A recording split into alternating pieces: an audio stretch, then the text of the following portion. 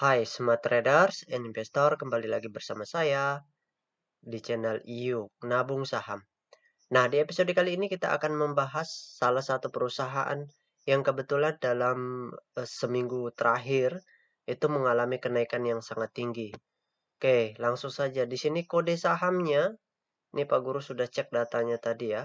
Ini kita tutup dulu. Nah, kode sahamnya NCKL, nama perusahaannya yaitu PT Trimegah Bangun Persada Tbk.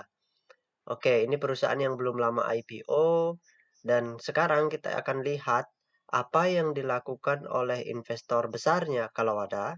Kalau tidak ada, apa yang dilakukan oleh investor semi retailnya di perdagangan dari tanggal 4 September sampai dengan penutupan pasar hari ini, seperti itu.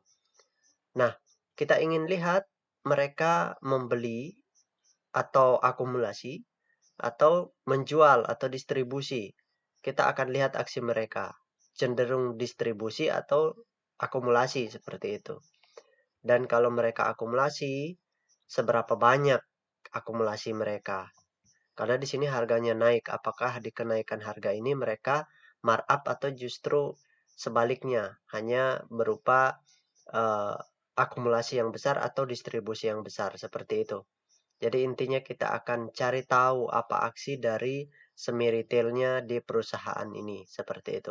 Karena ini kalau perusahaan yang baru IPO ini umumnya belum ada investor besarnya. Nah, yang jadi investor besar itu adalah underwriter-nya.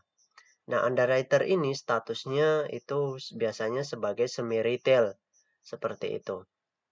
Mereka yang memiliki kendali penuh terhadap pergerakan harga saham karena barangnya ada di mereka mayoritas seperti itu. Oke, sekarang kita cek data broker summary-nya untuk mengetahui aksi mereka di sini ya. Kita klik kolom Broksum, kemudian di sini kita ganti kode sahamnya NCKL, kemudian tanggalnya kita ganti. Di sini tanggal 4 bulan 9 sampai dengan tanggal 14 ya. Bulan 9 juga seperti itu. Nah, kemudian langsung kita show di sini. Oke. Nah, kalau kita lihat dari data perpindahan ini ya, kalau kita hitung baik itu secara manual atau menggunakan tools Detector, maka disimpulkan bahwasannya perusahaan ini semi retailnya sedang distribusi. Di sini kita bisa lihat mereka jualan besar dengan menggunakan broker YU, AG, YP, dan KZ. Nah, ini mereka distribusi dalam jumlah besar. Sedangkan yang beli itu MG, PD, kemudian GR, NI, dan seterusnya. Yang mayoritas yang beli di sini adalah retail. Nah, kita lihat di sini ada PD. Seperti kita tahu itu mayoritas nasabahnya adalah investor retail. Kemudian ada NI, ada CC, kemudian ada OD, ada KK. Kemudian YP tidak ada ya, bukan YP. XC atau Ajaib Sekuritas tidak ada di sini ya. Oke. Nah, justru XC adanya di sini di bagian investor yang menjual seperti itu. Oke, yang jelas intinya investor semi retailnya distribusi dalam jumlah yang sangat besar di kenaikan harga ini. Ini sudah naik hampir 20% ya. Hampir 20% lebih. Kenaikannya sudah lumayan naik, tapi justru investor besarnya, bukan investor besarnya, investor semi retailnya justru jualan seperti itu. Nah, ini apa yang akan terjadi? Ini adalah markup kemudian distribusi. Jadi pagi-pagi mereka markup baru mereka distribusi. Investor semi retailnya sepanjang seminggu terakhir mereka distribusi, ini pertanda yang buruk, yang kurang baik seperti itu. Di mana retail-retail masuk. Ini kalau seandainya mereka sudah merasa cukup untuk jualan, maka harga sahamnya turun nanti. Seperti itu. Potensi turun itu lebih besar sekali dibandingkan kenaikan. Seperti itu. Tetapi kembali lagi ke hukum kebebasan, di mana investor besarnya, investor semi retailnya bisa merubah aksi mereka di perdagangan berikutnya. Sekarang hari ini mereka, selama seminggu ini mereka sudah distribusi, bisa saja mereka besok langsung akumulasi seperti itu. Atau langsung markup karena barang sekali lagi mereka menguasai supply. Seperti itu. Nah, ini murni edukasi, jadi apapun aksi Anda itu terserah Anda, ya. Ini murni edukasi, bukan rekomendasi. Sekali lagi, ini bukan rekomendasi jual atau beli. Seperti itu. Ini adalah sharing edukasi di mana bagi rekan-rekan yang sudah punya itu bisa mengambil keputusan berdasarkan data-data yang Pak Guru sampaikan. Seperti itu. Jadi kalau Pak Guru ditanya kemana arah harga selanjutnya, maka menurut asumsi Pak Guru sesuai dengan data-data ini, potensi harga sahamnya naik itu lebih kecil dibandingkan potensi harga sahamnya turun.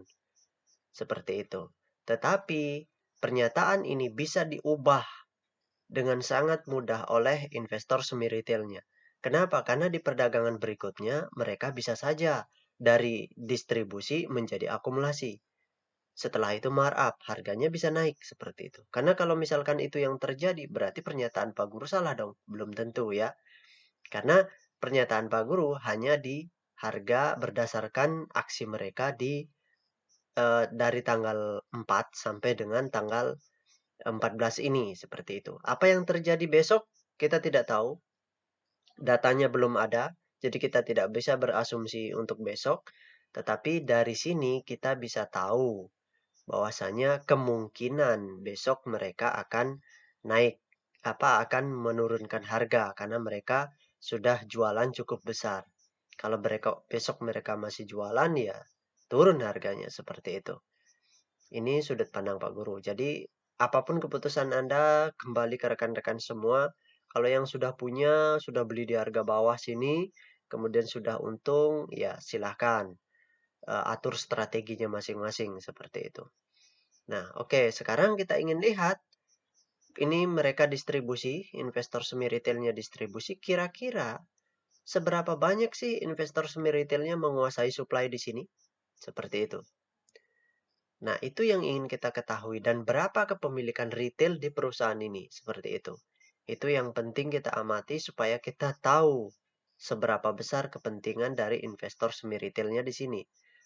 Kalau barang mereka masih banyak, tentu kepentingan mereka untuk markup itu sangat besar. Tapi kalau barang mereka sudah mulai habis, ya untuk apa mereka mau markup lagi? Mending mereka jualan aja terus sampai habis seperti itu. Oke, kita tutup dulu data transaksinya. Nah, sekarang kita lihat data peta kepemilikannya. Nah, kita sudah masuk ke data peta kepemilikannya perusahaan apa tadi namanya? Pak Guru lupa. Tadi namanya Trimegah ya, perusahaan Trimegah Bangun Persada ini. Oke. Nah, ini perusahaan Trimegah Bangun Persada ini 13% sahamnya telah dicetak dalam bentuk Sekeri Plus. Sorry. Nah, wajar sih karena ini perusahaan yang baru IPO seperti itu. Nah, yang menarik di sini kita lihat kepemilikan investor semi retailnya sekali lagi itu menguasai supply. 83,2% mereka menguasai supply. Nah, investor besarnya 0% atau tidak ada. Sedangkan investor semi retailnya 16,8%. Nah, yang menarik adalah investor semi retailnya ya di bulan September ini ya mengurangi porsi karena tadi kita ketahui bahwa investor semi retailnya distribusi. Di bulan Agustus mereka memiliki 83,3%. Nah, di bulan September mereka sudah buang barang seperti yang kita lihat tadi di data broker summary. Mereka jualan besar-besaran atau distribusi besar-besaran sehingga kepemilikan mereka turun menjadi 83,2%. Yang beli otomatis retail. Nah, retailnya mulai masuk. Yang sebelumnya di bulan Agustus mereka memiliki 16,7%. Sedangkan di bulan September ini mereka sudah menambah porsi menjadi 16,8%.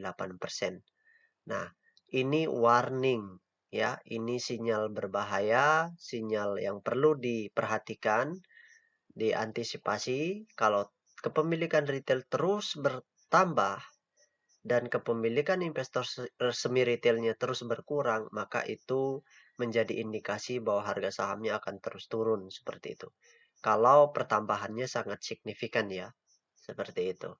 Tapi kalau misalkan pertambahannya tidak terlalu signifikan, berkisaran di 16 sekian seperti itu dalam beberapa bulan terakhir, dalam beberapa bulan ke depan, ya tentu artinya peluang harga sahamnya akan turun itu lebih kecil seperti itu. Karena ya kita tahu investor semi retailnya nggak buang barang di selanjutnya. Tapi kalau mereka buang barang selanjutnya di perdagangan berikutnya, ya itu pertanda yang perlu Anda atensi, perlu Anda waspadai kalau sudah punya. Kalau belum punya ya sebaiknya jangan dulu masuk. Tunggu mereka akumulasi karena sekarang ini seperti yang kita lihat tadi ya di sini mereka distribusi sangat besar sekali seperti itu.